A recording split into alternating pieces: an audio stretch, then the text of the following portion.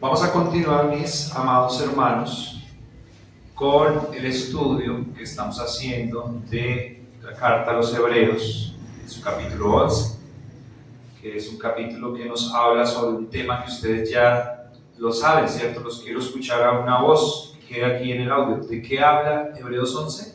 De la fe. De la fe. Muy bien. Hebreos 11 nos habla de la fe, nos ha hecho una amplificación majestuosa de lo que es la fe que Dios da y de toda la conceptualización que la Escritura nos otorga. La forma como nos ha enseñado, nos ha dado unos apuntes muy conceptuales, pero nos ha dado otros apuntes que son clásicos a través de modelos, y hemos tenido pues modelos muy importantes de la historia bíblica que con su vida nos han mostrado lo que sucede cuando alguien recibe la fe de parte de Dios. ¿Qué sucede? En los diferentes trasfondos, en las diferentes realidades. No sé, mis amados hermanos, si en este punto podamos nosotros ya hacer una reflexión un poco acerca de todo lo que hemos estado viendo, para darnos cuenta de que queda muy a la vista la tendencia que manejamos sobre ser idealistas con todo lo que tiene que ver con la fe, con todo lo que tiene que ver con las cosas de Dios y con todo lo que tiene que ver con los personajes bíblicos. ¿Sí? Esto es una cosa que yo la enfatizo mucho, pero no es un énfasis personal, ¿sí? No es ensañamiento mío, sino es algo que yo veo en las Escrituras, que difiere mucho de nuestra forma de pensar, porque cuando nosotros pensábamos antes probablemente en los personajes bíblicos, nosotros pensamos en personas sobrenaturales, ¿no? En personas elevadas, en personas con unos niveles de consagración, de entrega al Señor, de conocimiento. Vamos a hablar un poco de eso, de unos estándares altos, ¿no? O sea, como cuando uno ve una película. Cuando uno ve la película y en la película uno quiere saber quién es el héroe, pues uno tiene que buscar entre todos cuál es el más bonito, ¿cierto? ¿Cuál es el más musculoso? Todo un prototipo que uno fácilmente diferencia, sí, este es el personaje principal. Sin embargo, cuando nosotros nos acercamos con esa predisposición a las Escrituras, nosotros terminamos encontrando una cosa muy diferente. ¿Sí? Personas comunes y corrientes, con debilidades que si no fuera porque tenemos la obligación de ser estrictos en la enseñanza bíblica, a veces nos daría vergüenza hablar de las cosas, ¿cierto? Por ejemplo, la semana pasada que tuvimos que hablar de Sansón, le daría a uno como un poco de vergüenza tener que hablar pues, de algunos parajes de la vida de algunos personajes. Pero estos modelos, hermanos, son representantes nuestros. Me representan a mí y lo representan a ustedes, a cabalidad. Que somos débiles, que venimos de entornos muy complejos, que probablemente no tenemos ningún cartón, no tenemos ninguna cualidad, no tenemos nada pues llamativo para que el Señor quiera hacer de nosotros sus hijos, hacer de nosotros adoradores o siervos, ni hacer de nosotros difusores de su palabra y de su reino, diplomáticos del reino de los cielos. Y en esa consecuencia pues vamos a estudiar hoy la vida de uno de los jueces de Israel, que se llamó Jefté.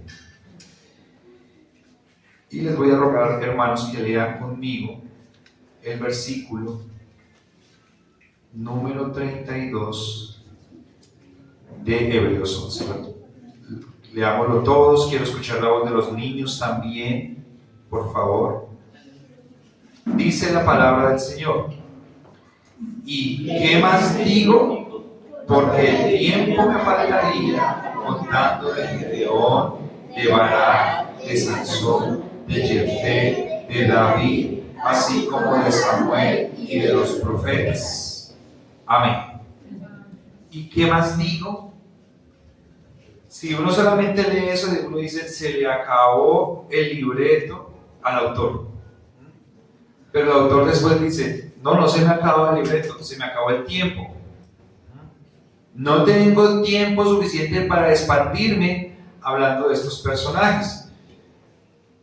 Por ejemplo, la próxima semana vamos a tener que hablar de David.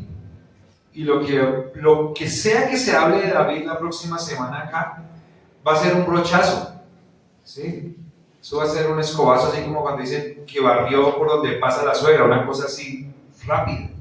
Porque es mucho lo que hay que estudiar, es mucha la historia que nos otorga la Escritura acerca de David para abarcarla en una predicación pequeña como la que tenemos nosotros acá.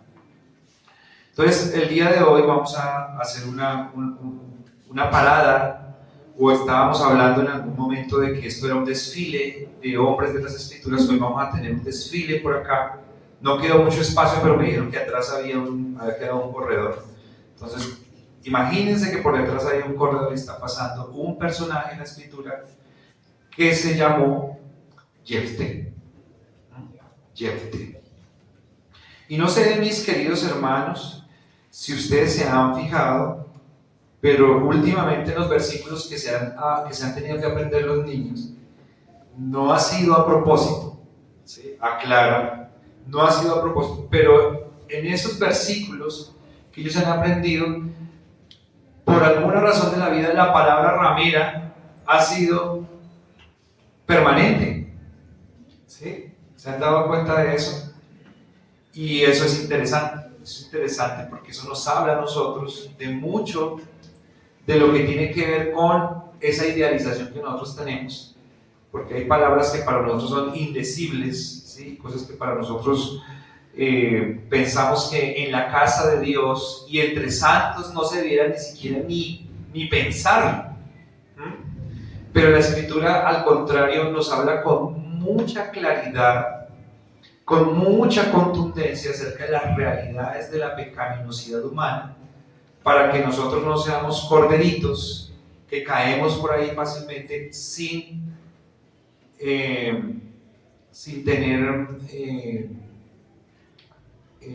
orientación. ¿Sí? La tenemos, caemos más bien a veces es por necer. Entonces, mis amados hermanos, el título de nuestra enseñanza de hoy es Por la fe Jefté. No sé si ya habíamos dicho el eslogan de nuestro libro, pero sí lo voy a repetir. Jesucristo, fiel sumo sacerdote, y el título de nuestra enseñanza, Por la fe Jefté. Entonces, el primer punto de nuestra enseñanza, lo que vamos a extractar hoy acerca de Jefté, son las cualidades que encontramos de Jefté en la Escritura. Una de las cualidades, pues o la principal, es que es un hombre llamado por Dios. ¿Sí? Esa es una cualidad. Dios llamó a Jefté, es un hombre que Dios llamó. ¿Sí? Ese no es el primer punto, pero esa es una cualidad. ¿Sí? Y antes de eso, pues quiero que vayamos a Jueces, capítulo 10. Para que nosotros podamos mirar un poco, contextualizar en qué condiciones fue llamado Jefté. ¿Sí? Jueces capítulo 10, versículo 6 dice lo siguiente: pero los hijos de Israel volvieron a hacer lo malo ante los ojos de Jehová, sirvieron a los Baales y a Astarot, a los dioses de Siria, a los dioses de Sidón, a los dioses de Moab, a los dioses de los hijos de Amón, a los dioses de los hijos de los filisteos, y dejaron a Jehová y no le sirvieron. Y se encendió la ira de Jehová contra Israel y los entregó en mano de los filisteos y en mano de los hijos de Amón, a los cuales oprimieron y quebrantaron los cuales oprimieron y quebrantaron a los hijos de Israel en aquel tiempo, 18 años, a todos los hijos de Israel que estaban al otro lado del Jordán, en la tierra del amorreo que está en Galaad. Entonces, mis amados hermanos, acordémonos que cuando el pueblo de Israel tomó la tierra prometida, al otro lado del Jordán había unas tierras maravillosas que eran unas tierras de pastos, y 2 tribus se quedaron a ese lado. ¿Se acuerdan ustedes cómo se llamaban esas tribus? Por favor, acuérdense porque a mí se me olvidó. No eran los levitas. Creo que era Dan y Rubén, si no estoy mal. Si estoy mal, me perdonan. Fueron 2 tribus que se quedaron allá. Dios les dio esa tierra, Dios les dijo, bueno, tienen que pasar con los israelitas el Jordán para pelear por los demás territorios, pero cuando se termine, ustedes regresan allá y esa es su tierra. Pero estaban en un momento donde esa tierra la perdieron. La perdieron porque habían cometido pecado, y ya ustedes se dan cuenta, su pecado era un pecado de idolatría, de adorar a otros dioses, de servir a otros dioses, de vivir para otros dioses, y la grave consecuencia que ellos cosecharon fue perder la tierra. ¿Sí? Entonces, en esa condición, Dios llama a Jefté, y Jefté nos va a contar la escritura que se caracterizó por ser un hombre que fue un gran líder. Sí, lo primero que nos va a decir la escritura de Jefté es que fue un gran líder. El primer punto de nuestra enseñanza es: fue un líder diplomático y guerrero.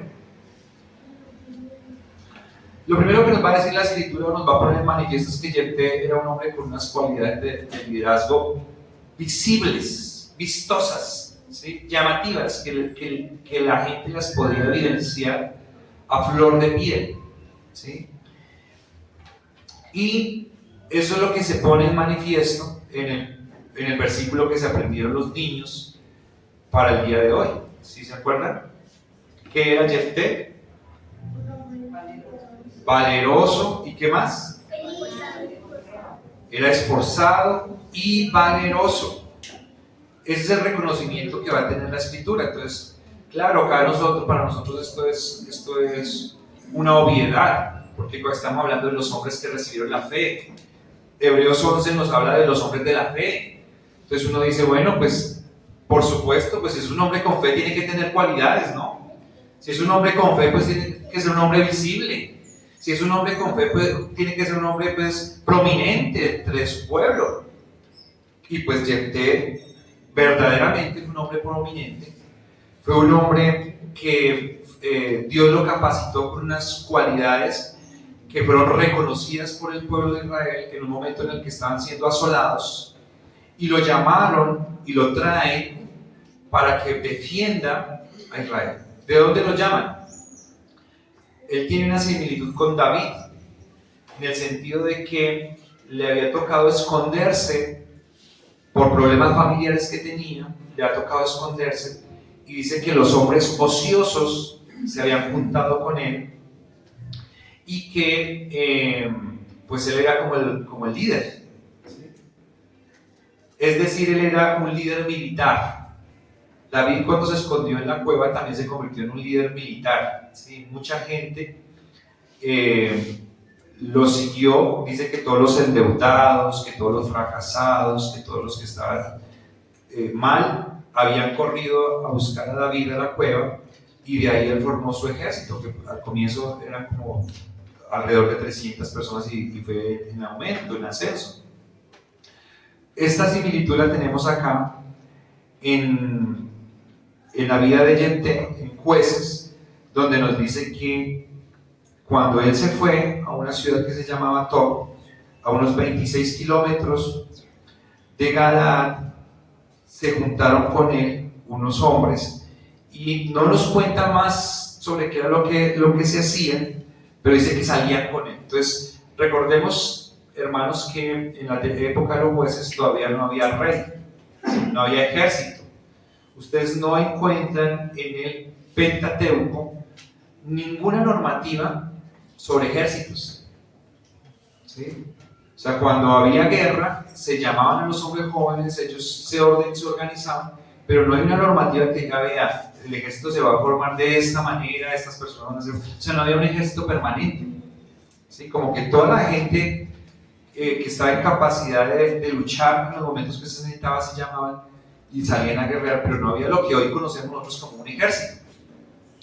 Y en esos momentos, tanto David con su gente como Jefté con su gente hacían ejercicios militares y con eso se ganaban la vida, ¿sí? Defendían, mantenían el orden en algunas circunstancias, cuidaban. ¿Se acuerdan, por ejemplo, cuando David mandó a 10 jóvenes a decirle a Nabal que le reconociera que él los había cuidado a sus esquiladores de los ladrones y todo, y que no había pasado absolutamente nada, que le diera, que lo bendijera por eso?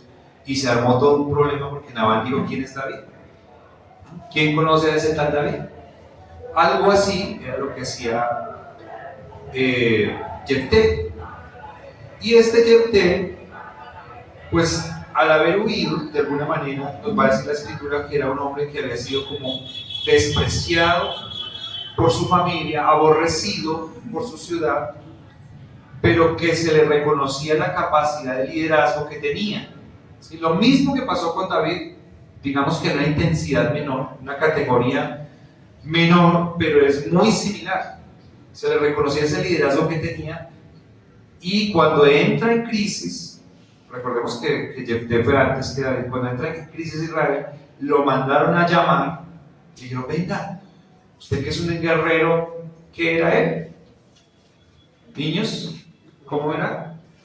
Esforzado y valiente, ¿sí? Usted que no le da miedo pelear, venga y nos defiende, ¿no?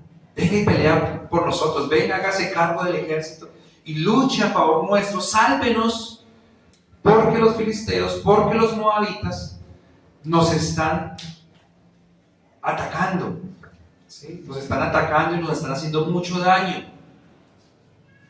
¿Cuál era la opresión? No nos dice, pero ya nos había hablado, por ejemplo, en la época de Gedeón, el daño que hacía cuando venía otro pueblo, que se robaban todo, que se comían todo, que les cobraban impuestos, que les quitaban hasta las armas, los oprimían, se tenían que esconder. Pero recordemos cuál era la razón por la que estaban recibiendo esa opresión. ¿Se acuerdan? Que es reiterativa, ¿sí? que se repite una y otra vez en la generación del pueblo de Israel, por su idolatría, por darle la espalda a Dios y por dejar de buscar al Señor. ¿Sí? No podemos perder de vista todo el panorama, hermanos. Entonces aquí tenemos a Jefté, este hombre que fue despreciado, ahora viene, ¿sí? Leamos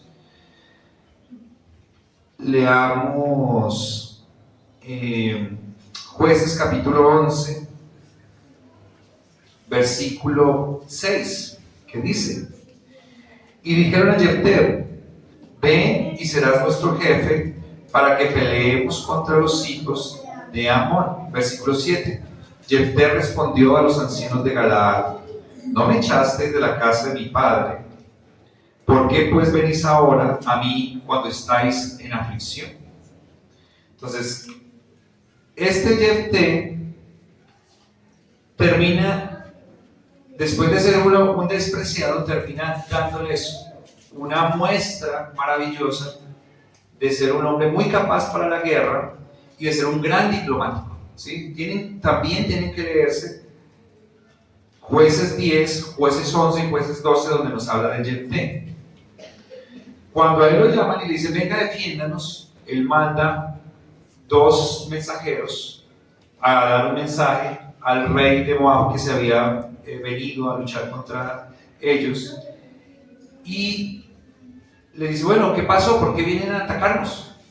Entonces le dice, porque ustedes tomaron nuestra tierra, nosotros venimos ahora a quitársela. Ustedes hace unos años nos quitaron la tierra, ahora vamos a venir a quitársela. Y Jefté muestra esa capacidad diplomática que él tiene y además también una capacidad histórica de su nación y les despliega la historia de la romería que hizo Israel por los pueblos en números cuando estaba caminando de la mano de Moisés. Le dice: no, señor, nosotros a usted no le hemos quitado tierra, nosotros bordeamos la tierra de ustedes, ¿sí? y atacamos otras poblaciones, pero a ustedes nosotros nunca les quitamos absolutamente nada, ¿sí? Y les va a contar la historia que aparece en números acerca de cuando estaba peregrinando el pueblo con Moisés, y le da tantos argumentos diplomáticos que el rey atacante termina diciendo: no importa, vamos a pelear, ¿sí? O sea, primero le digo: deme la tierra en paz. Cuando él le habla en paz de los argumentos de que ellos no le habían quitado tierra, entonces él dice: entonces vamos a pelear. Veamos acá en Jueces capítulo 11 versículo 25. Esto le dijo Jefté: ¿eres tú ahora mejor en algo que Balac, hijo de Zippor, rey de Moab? ¿Tuvo él cuestión contra Israel o hizo guerra contra ellos? ¿Se acuerdan ustedes cuando Balac contrató a Balaam para maldecir al pueblo de Dios? Pero no lo atacó, ¿sí? No lo atacó, contrató a alguien para que lo maldijera, pero no lo atacó. No había habido ahí un conflicto en esa situación, y ese argumento va a esbozar este gran líder que fue Jefté. Y Jueces capítulo 12 versículo 4 dice: entonces reunió Jefté a todos los varones de Galaad y peleó contra Efraín, y los de Galaad derrotaron a Efraín, porque habían dicho: vosotros sois fugitivos de Efraín, vosotros los galaaditas en medio de Efraín y de Manasés. Entonces se levanta Jefté con su ejército, derrota a Moab, lo destruye, y uno de las tribus de Israel, que eran hermanos, les dio envidia, pienso yo, ¿sí? Dice que ellos se vinieron también a luchar contra Jefté. Le dijeron: ¿usted por qué no nos invitó a la guerra? Y él dice: yo los invité a ustedes, pero ustedes no vinieron, y se ofendieron, empezaron a ofenderse y terminaron peleando.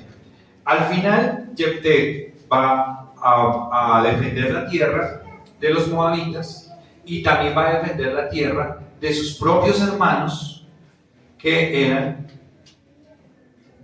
la tribu de Efraín. Terminó venciéndolos a los dos, ¿sí? Es decir, estaba tan mal la situación del pueblo de Israel. Recordemos la causa. ¿Cuál era la causa? Por su pecado, ¿sí? No se nos olvide eso, que empezó a tener conflictos no solamente externos, sino conflictos internos. Esto es importante, hermanos, que nosotros lo enfaticemos, porque es que nosotros muchas veces llegamos ante Dios con una cantidad de problemas, una cantidad de cargas, una cantidad de dificultades, muchas veces cuestionando a Dios, diciéndole: Dios mío, ¿por qué haces esto? ¿Por qué permites esto en mi contra? ¿Por qué como que todo me sale mal, ¿no? Dentro de mi casa, dentro de mi trabajo, dentro del estudio, dentro del barrio, dentro del país, ¿sí? Por fuera también, todo el que está por fuera no haya como hacerme daño, ¿sí? ¿Y por qué me pasa esto? ¿Sí? Entonces estás volviendo como injusto, como malo conmigo. Pero la respuesta nosotros la tenemos reiterada una y otra vez acá.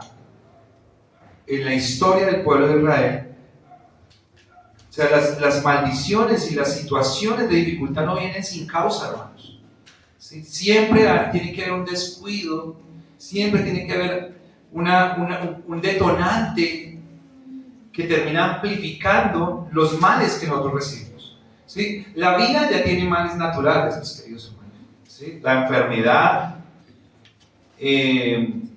la vejez, el deterioro de muchas cosas.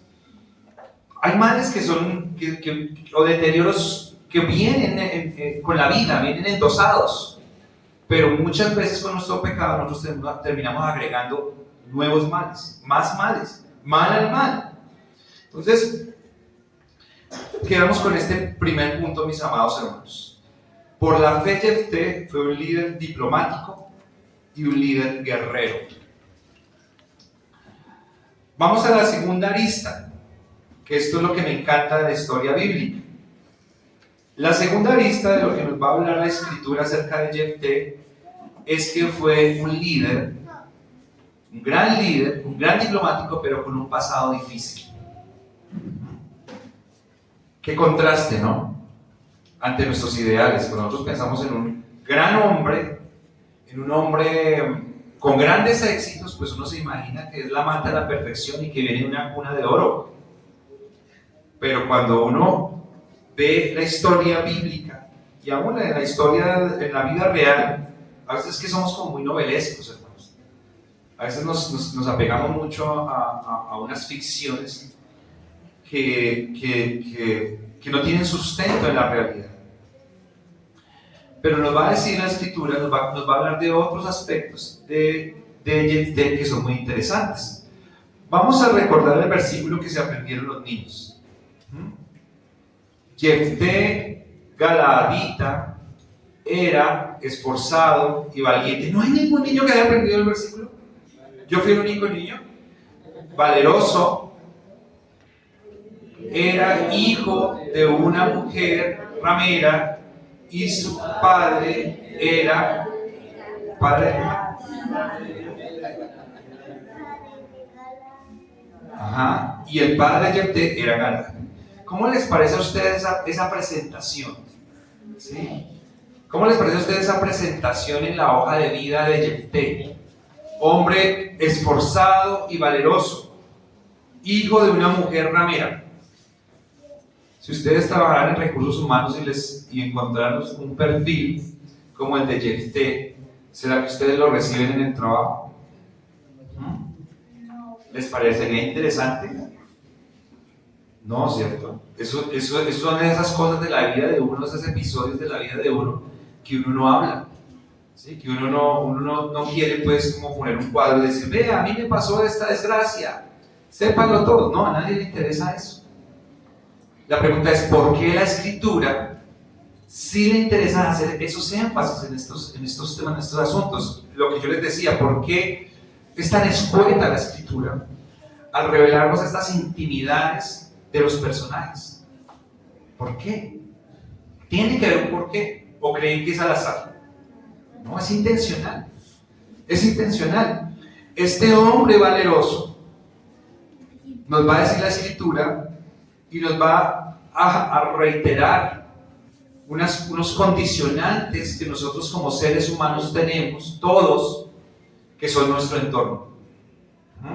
Nuestro entorno nos condiciona, mis amados hermanos, lo queramos o no.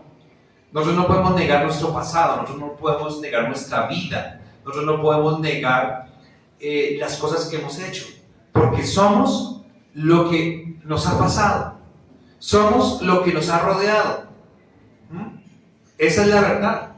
Si nosotros estamos hoy acá escuchando la palabra de Dios, estamos atendiendo una predicación, es porque de alguna manera Dios movió nuestro entorno, también nuestro corazón principalmente, pero nuestro entorno se tuvo que mover para favorecernos al punto de que nosotros estemos hoy acá. Y me llama mucho la atención, mis amados hermanos, porque nosotros a veces pensamos y nos quejamos mucho contra Dios porque nos encantan las condiciones favorables en todo. Pensamos que no le servimos a Dios mejor o que no hacemos más por Dios porque no tenemos condiciones favorables. Y la verdad que nos muestran otras escrituras es que es todo lo contrario, que a veces las condiciones favorables son las que nos adormecen, que las condiciones favorables son las que nos impiden buscar al Señor debidamente, y que Dios a veces debe permitir situaciones complejas en la vida para que nosotros como que nos despabilemos y digamos, sí Señor, yo estoy acá. Sí Señor, ¿qué quieres de mí? Entonces, vea que una reiteración que nos está haciendo la Escritura aquí, que yo no quiero dejar pasar, mis amados hermanos, tiene que ver con la conducta sexual, con la conducta íntima de muchos de los personajes bíblicos. ¿Se acuerdan que cuando habló de Rahab nos dijo a qué se dedicaba Rahab? ¿Sí? Ahora que nos está hablando de Sansón, también nos está hablando de que le gustaba frecuentar amiguitas para pagarles por pasar un rato, ¿cierto? Y ahora acá, creo que hay otra mención, se me pasa en lo que hemos hablado, pero ahora acá también nos va a hablar de que este varón, que era valeroso, es el fruto de una relación que tuvo su padre con una mujer que se dedicaba al oficio de la prostitución, ¿sí? Y que como consecuencia de eso, este muchacho que nació por fuera del hogar constituido y aceptado legalmente por la Escritura, como consecuencia recibió que sus hermanos, lo que nos induce la Escritura, porque no nos lo dice literalmente, parece que él creció con sus hermanos, muere su padre y cuando el papá muere ellos lo echan y dicen: usted no va a ser heredero con nosotros porque usted es un hijo de otra. Y parece que la cosa era tan grave que probablemente lo amenazaron, vio su vida en peligro porque dice que él tuvo que huir. Y de allá fue que lo llamaron para decirle: venga, ayúdenos. Un pasado difícil, mis amados hermanos. Un pasado difícil para este hombre, pero un pasado difícil que lo terminó endureciendo, ¿sí? Y que lo terminó formando, lo terminó forjando con las cualidades necesarias que no encontraron en ningún otro. Imagínense ustedes que cuando viene la guerra y cuando viene ese asedio por parte de los moabitas, no encontraron dentro de Israel a otro mejor que Jefté. Les tocó irse a viajar 26 kilómetros a buscar al que habían echado. Dice que él mismo le dijo a los ancianos cuando los buscaron: luego ustedes no estuvieron de acuerdo con mis hermanos cuando me echaron y me dijeron que no podía ser heredero, y ahora sí pues me necesitan, vienen a buscarme. Un pasado difícil, hermanos. Unas situaciones complejas, pero que en la mano de Dios terminaron siendo utilizadas para salvar, para rescatar, para preservar al pueblo. ¿Por qué yo quiero hacer este énfasis en esto, mis amados hermanos? Sencillamente porque me parece que a veces como iglesia nos falta mucha gratitud con el Señor, ¿sí? Nos falta mucho contentamiento, nos falta mucho reconocimiento de lo bueno que es Dios y las cosas buenas que Dios hace, aún muchas veces en medio de las dificultades, en medio de nuestras limitaciones, en medio de los ambientes desfavorables donde nosotros nos movemos. Continuamente nosotros somos llamados, mis amados hermanos, a estarnos quejando, a estar viendo el punto negro en la pared blanca. Toda la pared es blanca, un pequeño puntico negro, y le preguntan a usted: ¿qué ve? ¿Y usted qué dice? Un punto negro. Eso nos pasa a nosotros. ¿Sí? Espero, mis amados hermanos, que cuando ustedes oran a Dios, primero que estén orando, la oración no sea para decirle: Dios mío, pero vea, es que mire a mi marido, pero es que vea a mi hijo, mire a mi hija, pero es que vea a mi yerno, vea a mi nuera, pero es que vea a mi nieto, pero es que mire, es que nos falta la comida, nos falta la plata, nos falta esto, porque usted nos puso este presidente, porque usted me dio este trabajo, porque todo malo. ¿Sí? Porque estamos viendo el punto. Estamos viendo el punto negro. Si Jefté probablemente no hubiera pasado por todo este camino recorrido que se lo dio la providencia, probablemente no hubiera tenido la capacidad cuando Dios lo llamó, ¿sí? De formarse por sí solo, de ir a ver cómo se defiende para formar su liderazgo y después salvar a Israel. Y después debería tener razones de gratitud a Dios. Pero nosotros a veces no somos gratos. Nosotros tenemos tantas razones para darle gracias a Dios. ¿No? Tantas razones. Mi esposa, mis amados hermanos, yo se los he dicho muchas veces y se la voy a repetir hoy. Mi esposa trabaja en una unidad de cuidados intensivos. Todos los días hay una historia diferente. ¿Sí? Cuadraplegia porque se cayó de la bicicleta, muerte cerebral porque se cayó de la moto, muere un profesional súper joven. Todos los días los hospitales están llenos de historias que están sucediendo hoy. ¿Sí? En este mismo momento, hermano, está entrando alguien a la unidad de cuidados intensivos que estaba perfectamente bien, como estamos nosotros hoy acá. ¿Quién nos garantiza a nosotros que nosotros no vamos a hacer los siguientes más tarde, mañana, la próxima semana? ¿Quién nos lo garantiza? Pero nosotros no damos gracias, hermanos. ¿Sí? Nosotros tenemos los dientes así torciditos y no le decimos, Señor, gracias porque puedo comer carne con estos dientes. Gracias, Señor. ¿Sí? Dios mío, ¿por qué no me los he podido mandar a arreglar? Si yo tuviera 20 milloncitos, sería tan feliz. Eso nos pasa a nosotros, hermanos. Así vivimos, así es el día a día nuestro. Y tenemos que arrepentirnos, tenemos que pedirle perdón a Dios por eso, porque teniéndolo todo, que es a nuestro Señor Jesucristo, vivimos a veces en un despropósito en nuestras vidas. No estoy hablando mal en contra de las personas que se pueden hacer temas en los dientes, ¿no? No estoy diciendo nada malo contra eso. Pero estoy hablando de mi caso, hermano. Estoy abriendo mi corazón. ¿Listo? Así que si me quieren invitar a comer carnecita, yo daré muchas gracias. Aprovechenme ahora que tengo dientes. Un pasado difícil tenía Jefté, mis amados hermanos. O sea, la cara de la moneda, o la moneda, tiene dos caras.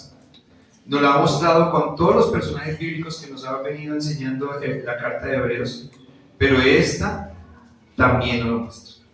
Esta es una segunda faceta de la vida de Jefté, muy interesante, porque no nos muestra una película, todo perfecto, todo sobre ruedas, todo en ascenso, ¿sí? No, como es la vida, con montañas subimos y bajamos, descensos y ascensos, esa es la vida.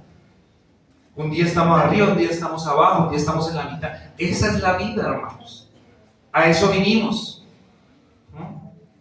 Si nos vamos a deprimir cada vez que estamos en descenso o bajando, hermanos, probablemente vamos a estar deprimidos toda la vida. Si estamos mirando con malos ojos nuestro presente, nosotros no sabemos si este presente que tenemos hoy es el mejor presente. Y probablemente en vez de estarlo disfrutando y agradeciendo al Señor con todas nuestras fuerzas, con todo el vigor, lo estamos desaprovechando por estarnos quejando. Y probablemente mañana, cuando estemos peor que hoy, estemos anhelando estar como estamos hoy. Y estemos diciendo, si pudiera estar como estaba aquel domingo que nos hablaron de Jefté, ¿cuánto daría por volver a estar como estaba allí? Pero este día lo desaprovechamos, hermanos, por estarnos quejando. Tercer punto de nuestra enseñanza y de las aristas de la vida de Jefté: con un conocimiento escritural incompleto. Tres facetas distintas de la vida de Jefté. Lo llaman, y cuando él va a entrar en la guerra, nos cuenta en el capítulo 11, versículos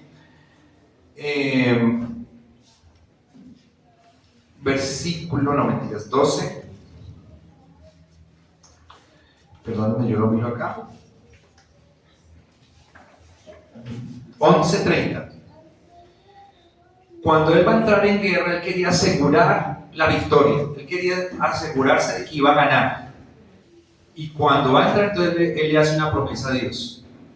Le dice: Señor, yo te hago un voto. Voy a hacer un voto contigo. Vamos a hacer un negocio los dos. ¿A cuánto les gusta hacer negocios con el Señor? A Jefté le gustaba. Y entonces le dijo, Señor, vamos a hacer un negocio tú y yo. Si tú me permites ganar la guerra, cuando yo llegue a mi ciudad, el primero que salga de la puerta de mi casa, yo lo voy a sacrificar como un holocausto a ti. Resulta que ganó la guerra y cuando iba entrando a su casa y se abrió la puerta, él solamente tenía una única hija, ¿sí? Pues según la narración de la escritura, alrededor de 15 años, y fue la primera que salió corriendo a saludarlo. Y según lo que se ve acá en la escritura, parece que en las cuentas de él no estaba que iba a ser ella. No sé a quién tenía ganas de sacrificar el hombre en la casa, pero lo más seguro era que no era su hija. Y la tuvo que matar, porque era una época en la cual la palabra se respetaba, ¿sí? La palabra se cumplía. Por eso estamos diciendo que era un hombre con un conocimiento escritural incompleto. Si ustedes se toman el trabajo de leer lo que le dijo Jefté al rey de Moab en el capítulo 11, versículos 15 al 23, donde él está explicando a ese rey cómo fue todo el trasegar del pueblo de Israel por las poblaciones circunvecinas y que no había tomado posesión de nada de Moab, uno queda aterrado porque uno dice, wow, pero es que esto es una cosa que él lo está hablando 240 años atrás. O sea, fue lo que había sucedido en la época de Moisés. ¿Y por qué? ¿Y cómo él la tiene tan clara? Reivindica las escrituras que están en Números, porque esto es algo hermoso de la Biblia, hermanos, ¿sí? Es hermoso que nosotros veamos el compendio de la Biblia. Recordemos que no lo escribió una sola persona, ¿sí? Son muchos los autores que intervienen en la escritura de las escrituras, ¿sí? Y acá él está reivindicando lo que escribió Moisés en Números al pie de la letra, esbozando una exhibición de conocimiento bíblico maravilloso, o por lo menos del conocimiento de la historia.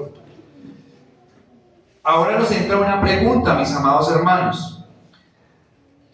Cuando lo lean se van a dar cuenta, capítulo 11, versículo 15 al 23. Si Jefté tenía tanto conocimiento, ¿cómo se le ocurre a Jefté ofrecerle a Dios un sacrificio humano?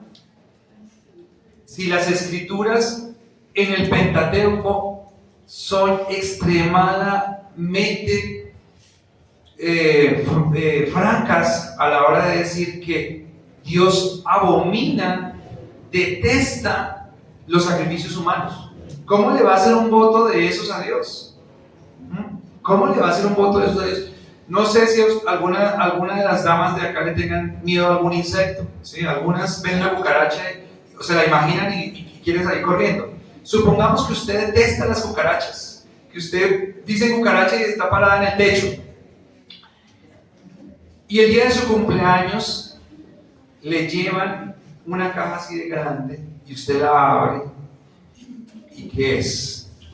Una hermosa cucaracha y con collar para que la saque a pasear. ¿Sí? ¿Qué haría usted?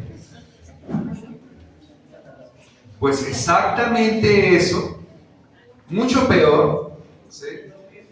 Es el sacrificio que ofreció Jefté, ¿sí? De quien fuera, era un sacrificio humano. Por eso estamos diciendo, hermanos, que este hombre, es muy importante que volvamos a enlazar todo el panorama, ¿no? Estamos hablando de un hombre de fe. Por la fe Jefté. ¿Qué fue Jefté? Un gran diplomático, un gran guerrero en su vida, ¿sí? ¿Qué más fue Jefté? ¿Sí? Un líder espléndido, ¿sí? Un líder increíble. ¿Qué más fue Jefté? Un hombre sufrido, ¿sí? Todo eso hace parte de los hombres que Dios elige para darle la fe. Pero aquí también nos está poniendo un hombre que tenía un conocimiento de las escrituras incompleto, ¿sí? Incompleto, haciendo un voto, mis amados hermanos, que no le agradaba a Dios, ¿sí? Nosotros podemos hacer votos a Dios, pero los votos que nosotros hagamos a Dios tienen que ser votos, primero, no son negocios. Con Dios nosotros no negociamos, mis amados hermanos, ¿sí? ¿Cómo es eso que yo le digo a Dios, yo te doy esto y tú me das aquello? ¿Sí? O sea, eso no cabe en la cabeza de una relación con un Dios soberano. Primero porque es ofensivo. ¿Sí? Les cuento, yo por cuestiones de la vida que algunos saben, a mí me llegó un perrito. Nosotros no nos gustan los perros, pero nos llegó un perro a la casa y nos tocó quedarnos con el bendito perro. Y yo soy juicioso en el tema de la alimentación del perro. Juicioso, ¿sí? Tiene su horario, tiene su dosificación que se le pesa para darle. Todo muy cuidadoso con el bendito perro. Pero ¿qué les parece que 1 hora o 2 horas antes el bendito perro empieza a perseguirme por toda la casa, batiéndome la cola, aullando, ¡au! Y bosteza y abre esa jeta, ¿sí? Y si no tengo hambre. Y ustedes no se imaginarán la rabia que a mí me da. Porque es como que el perro piensa que si no hace todo ese show, yo no le voy a dar de comer. Y eso nos pasa a nosotros, hermanos. Todo lo recibimos de Dios sin hacer ningún voto. Y pensamos nosotros que vamos a hacer un negocio con Dios para que nos dé las cosas que necesitamos. Eso no funciona. Todos los votos que nosotros hagamos para Dios son votos de gratitud. ¿Sí? Todo lo que nosotros hagamos de promesas a Dios es porque Él nos lo da todo y se lo merece. Pero no es negocio. Con Dios no negociamos. Esta semana estaba hablando con un hermano que me estaba hablando de que le encantaba un programa de televisión donde cada vez que lo ve le dan ganas de regalar plata al canal, ¿sí? Y yo le dije, hermano, tenga cuidado con eso, porque le andan haciendo hacer promesas todo el tiempo, ¿sí? Y la Biblia dice que uno tiene que tener cuidado con las promesas que uno hace, porque las promesas que uno hace son para cumplirlas. Y yo sé de muchos hermanos que en la emoción del momento hacen la promesa de que van a dar una cantidad de dinero, porque los enlazan con las palabras de su boca. ¿Ya saben cuál es el canal? Y después no pueden cumplir, ¿no? Entonces, no se enlacen, hermanos, con las palabras de su boca. Tengan cuidado. Y lo que les digo, tomen como principio las promesas que se hacen al Señor son promesas de gratitud, no de negociación, ¿no? Entonces, tenía un conocimiento incompleto. Si uno mira lo que él estaba diciendo acerca de la historia y de la reivindicación que él hace de Moisés 260 años atrás, pero después uno va a ver lo que él practica en su vida, pues uno queda como desconcertado, porque uno dice, pero ¿cómo así? O sea, conoce la historia pero no conoce los mandamientos de Dios. Y esto nos lleva a nosotros ver, hermanos, la decadencia en la que había entrado el pueblo de Israel. ¿Sí? Una decadencia profunda, una decadencia dolorosa, pero que está en las Escrituras, ¿sí? Veámosla para que nosotros podamos tener una idea más clara de lo que nos dice la Escritura, de lo que empezó a padecer el pueblo de Israel después de que murió Josué. Jueces capítulo 2, versículo 10. ¿Lo tienen?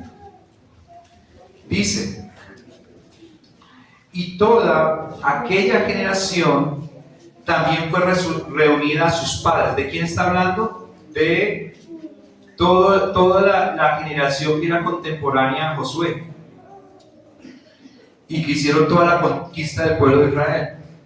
Dice, y se levantó después de ellos otra generación que no conocía a Jehová ni la obra que él había hecho por Israel.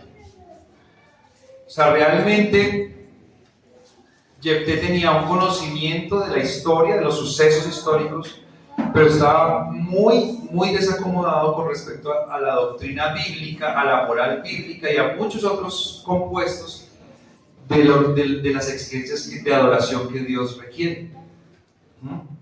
Y pues probablemente si este era de lo mejorcito que había en ese momento, pues imagínense cómo estaban los demás, cómo estaba el resto del pueblo, mis hermanos.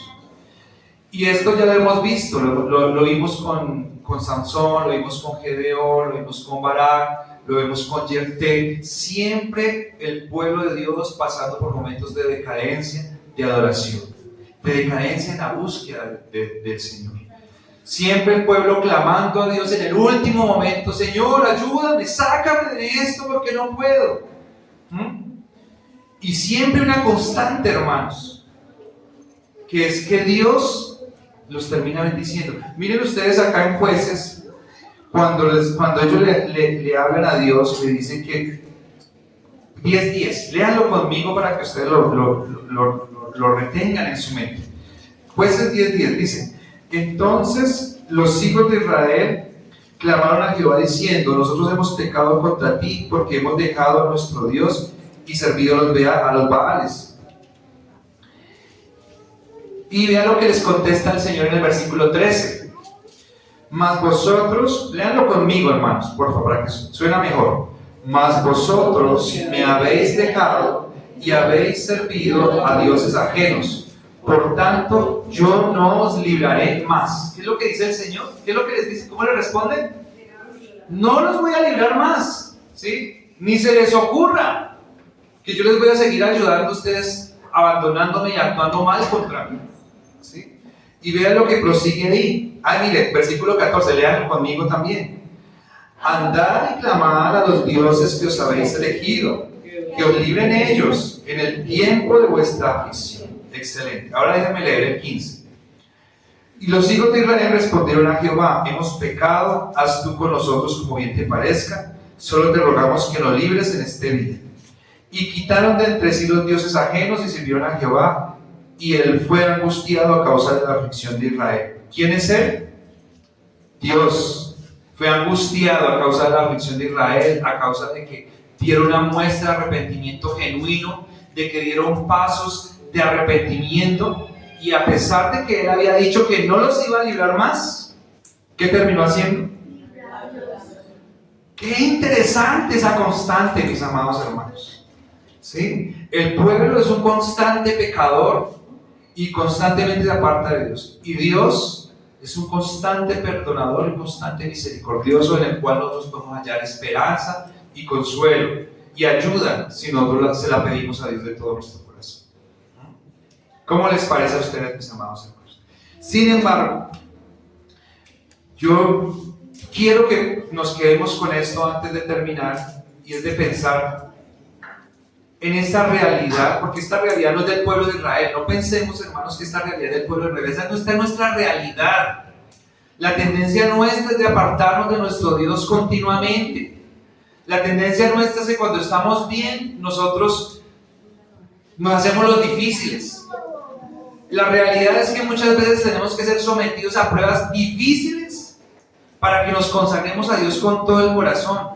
¿Sí? Esa es la realidad que nos está mostrando las Escrituras en varias generaciones, y que nosotros las vemos en nuestros corazones también. ¿Sí? Esa es la realidad.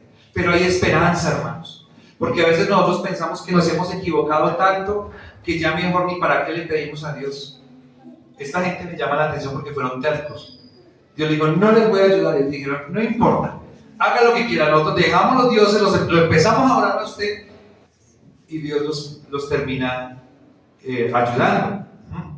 Pero hablando del caso de Jefté, mis amados hermanos, Jefté, ¿cómo va a ofrecer a un sacrificio? Mira lo que dice en Deuteronomio 12:31, entre muchos versículos que no los alcanzamos a leer acá. Hay más de 35 versículos donde el Señor está prohibiendo los sacrificios humanos. Pero dice acá, 12:31, no harás así a Jehová tu Dios, porque toda cosa abominable que Jehová aborrece, hicieron ellos a sus dioses, pues aún a sus hijos y a sus hijas quemaban en el fuego a sus dioses. Mis amados hermanos, un grave error de un hombre consagrado, ¿sí? Un hombre que fue consagrado a Dios en el sentido de que quiso hacer el propósito para el que Dios lo mandó. No sabemos mucho de él, ¿sí? Porque no nos habla acerca de su servicio en el templo, no nos habla acerca, pues, de su entrega al Señor, pero en Hebreos, en los hombres de la fe, nos habla acerca de Jefté. Es decir, es un hombre que recibió la fe de Dios, ¿sí? Pero lo que sí nos deja acá manifiesto es que aunque él hubiese cumplido su propósito con todo el corazón, en su conocimiento y práctica de las Escrituras estaba falente. ¿Sí? Le faltaba conocimiento, le faltaba entender cómo se hacía esto. Él estaba contaminado por las prácticas de los pueblos paganos, porque los que ofrecían sacrificios humanos a sus dioses y que si eran bien recibidos eran todos estos dioses de los amorreos, de los amonitas, de los filisteos. Todos esos dioses recibían, ¿sí? Baal, Moloch, Astarot, pero no Dios, no Jehová. Entonces era un hombre que estaba en un momento donde dice la escritura que era como un sincretismo, donde se conocían verdades a medias. Y ese es un peligro, hermanos, que vivimos en todas las generaciones. ¿Sí? El llamamiento que yo quiero hacerles hoy, hermanos, para que nosotros tomemos de ejemplo de la vida de Jefté, es a dos cosas que no podemos descuidar, porque si no nos vamos a empezar a deteriorar. Nuestra generación se deteriorará y se deteriorarán las generaciones siguientes.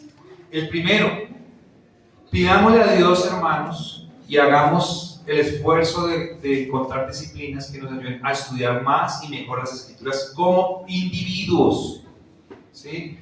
Yo como individuo, como papá, como mamá, como hijo, ¿sí? Los niños no están exentos. Pídanle a sus papás que les compren literatura, libros que enseñen las Escrituras, manuales que enseñen las Escrituras, que hablen de Dios. Los papás necesitamos estudiar las Escrituras, necesitamos leer literatura, aprender más de la palabra de Dios, profundizar. Lo necesitamos, hermanos, porque las verdades a medias nos hacen tener acciones a medias en las circunstancias contundentes que nos enfrentan.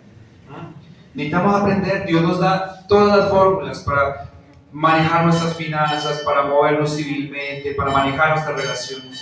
Todo nos lo da el Señor. Ese es el primero. Y el segundo, mis amados hermanos, el segundo es que por favor obedezcamos este versículo que está en Deuteronomio capítulo 6, versículo 7. Deuteronomio capítulo 6, versículo 7 dice, está hablando de la palabra de Dios, de las palabras de Dios, dice, y las repetirás a tus hijos y hablarás de ellas estando en tu casa y andando por el camino y al acostarte y cuando te levantes. La segunda observación que nosotros tenemos que hacer para no entrar en la decadencia que estaba entrando el pueblo de Israel es el de compartir la palabra del Señor con nuestras generaciones. ¿Sí? Enfáticamente, hermanos. Hoy me hablaba una hermana y me decía, mire, es que cuando yo le digo a un hijo mío que Dios no está de acuerdo con eso, me dice, es que para usted todo es Dios. Y es que usted solamente habla de Dios y todos los temas que usted trata tienen que ver con Dios. Hermanos, eso no tiene que ser un manda a callar para nosotros. ¿Sí? Estoy de acuerdo, tiene toda la razón. Es que todo lo mío tiene que ver con Dios. Y todo lo que yo hablo, y todo lo que soy, y todo lo que tengo, tiene que ver con mi Dios. Entonces no voy a cambiar mi forma de hablar. ¿Sí? No voy a cambiar mi forma de exigencia, la forma de la moral, la forma de las cosas, de como yo veo y hago las cosas. Eso no puede cambiar. ¿Sí? Eso debe mantenerse. Y hermanos, así se moleste mucha gente. La realidad es que la decadencia frente a la palabra de Dios trae consecuencias, trae sufrimiento, trae opresión y trae dolor. Entonces nosotros no podemos callar, ¿sí? No nos podemos quedar callados. Después pasa el tiempo y vienen los dolores y las personas se dan cuenta y dicen, bueno, y si no lo hacen en esta vida, lo harán cuando estemos frente al trono celestial, frente al Señor, el gran trono blanco. Lo van a reconocer porque dice que es el gran día de dolores, donde van a reconocer a esa palabra que me fastidiaba, esa palabra que me incomodaba, esa palabra que me molestaba, es verdad, ¿sí? Y acá tengo el gran dolor de no haber escuchado esa palabra, de no haberla obedecido, de no haber caminado detrás de ella. Entonces, dos cosas, hermanos. un estudio personal y una transmisión generacional.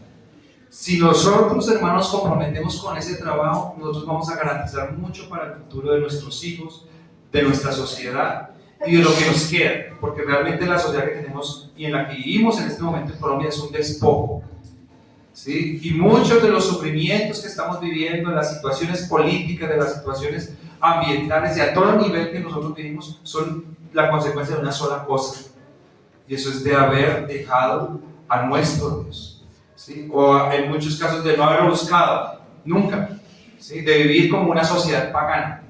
Siempre traerá las peores consecuencias. Entonces oremos al Señor, hermanos, y pidámosle a Dios que nos ayude a poner en práctica estas dos cositas. Señor maravilloso, te damos muchas gracias por esta hermosa tarde que tú nos has regalado. Gracias, Padre Santo, por permitirnos reflexionar hoy a través de la vida de un hombre de fe también como lo fue Jefté. Gracias, Señor, por tu generosidad al ser escueto con nosotros y darnos radiografías reales, realistas, Señor, de lo que es la vida de un hombre de fe. Que nosotros, Señor, idealizamos continuamente, que nosotros, Señor maravilloso, adulamos con fantasía, con ficción, Señor,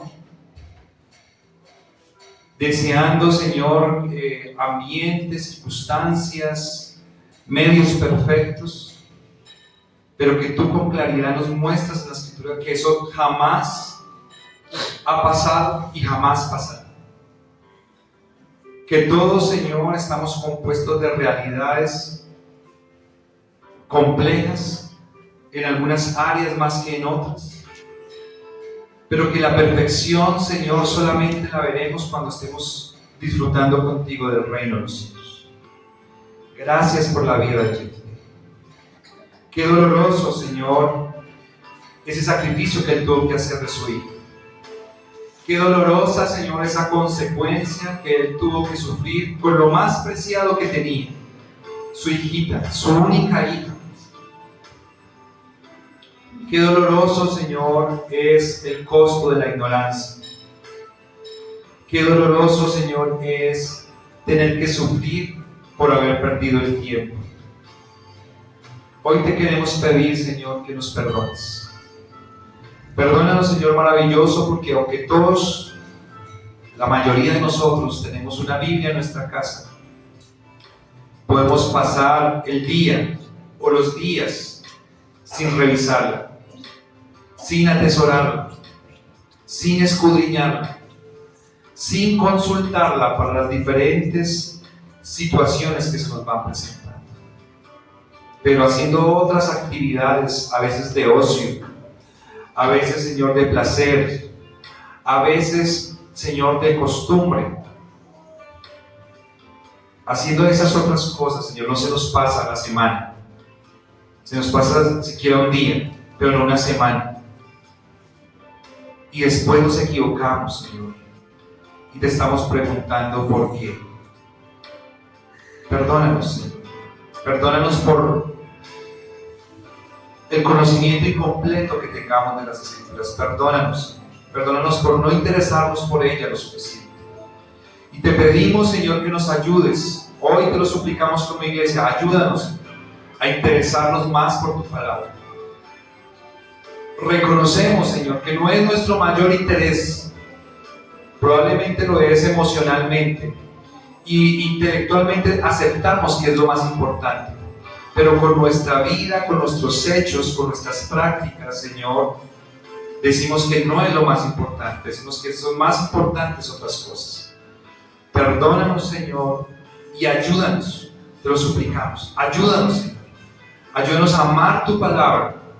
Ayúdanos, Señor, a entender que hemos sido llamados a ser llenos de tu Espíritu Santo. Y que la única manera de ser llenos de tu Espíritu Santo, Señor, es siendo llenos de la palabra que el Espíritu Santo inspiró, Señor. que la única manera que nosotros actuemos guiados por el Espíritu es que nosotros hagamos las cosas de acuerdo a la palabra que el Espíritu Santo nos ha heredado, Señor. Que la única manera de que nosotros podamos dar herencia a nuestros hijos, una herencia correcta, una educación correcta, un ejemplo correcto en el Espíritu Santo, es de acuerdo a la Escritura que el Espíritu Santo ha inspirado. Ayúdanos, Señor, te lo suplicamos y te damos muchas gracias. En el nombre de nuestro Señor Jesucristo. Amén.